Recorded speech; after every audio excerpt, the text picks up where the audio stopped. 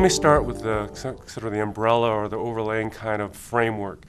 Multi-tier systems of support is the big idea. It's the one that describes how we organize academic and behavior supports. It came out of some earlier work called RTI, or Response to Intervention.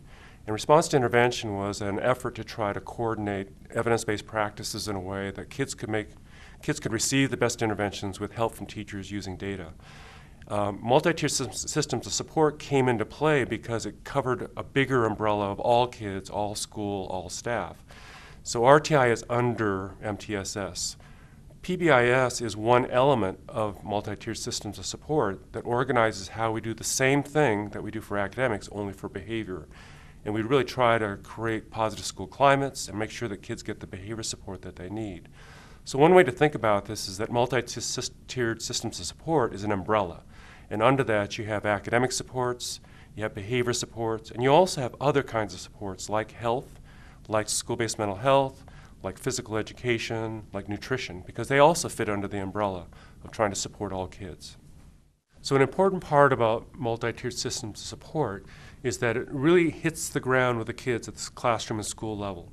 And this thing about a continuum, about outcomes, data, practices, and systems, about using data, about paying attention to cultures, really the place where the action is at the school level. However, the success of that at the school level, the sustainability of it at the school level is linked to some other areas, which are district, or in the state of Colorado at the BOSI level. And it's also driven by the policies and the behaviors, if you will, the actions and functions at the state level.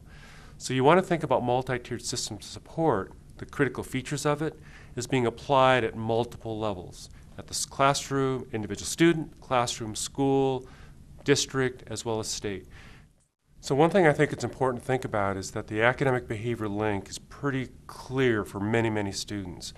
Some of the students that our schools work with have sometimes behavior issues that pop up and are most visible, but they also oftentimes have academic challenges as well. One of the best examples I like to use is my wife's school. And in my wife's school, whenever a kid is referred for either an academic or a behavior problem, they always ask the other question. So for example, they might have a student, Michael, who's referred to SST or student support team for behavior difficulty. Before they even start talking about the behavioral interventions, the question they ask is, how well is Michael reading?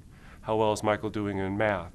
Because what we oftentimes find is that kids who have behavioral difficulties are very frustrated by their academic challenges, and it's manifested through their behavior. We also find the opposite. Kids are oftentimes referred to their student support team because they're having reading difficulties, and then we always ask, how is Michael doing with respect to his peers?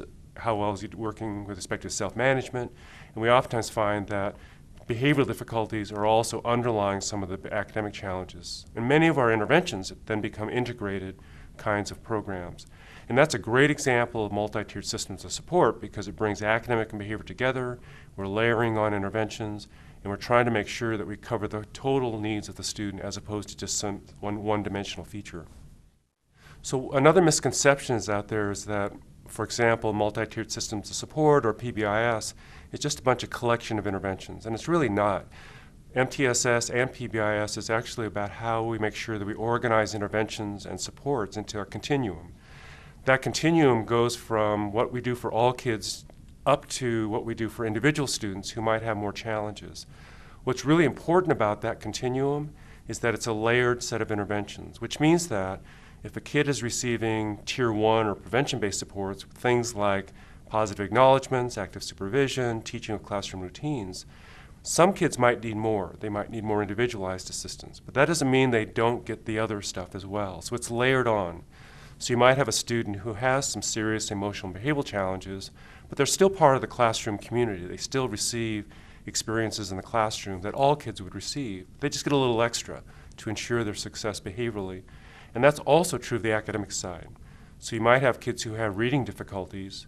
They're also part of the general reading curriculum or experience, but they also get a little extra time or extra service to improve their reading success in school. Functionally, really what it means is that we're going to actively teach academic skills and social skills. We want to teach kids how to we want to teach kids the skills so they can be safe at school, so they can have respectful interactions with each other, so that staff members know how to promote responsibility at school. We know that schools, communities, neighborhoods sometimes can be challenging places to navigate or move through. I have 2 kids myself.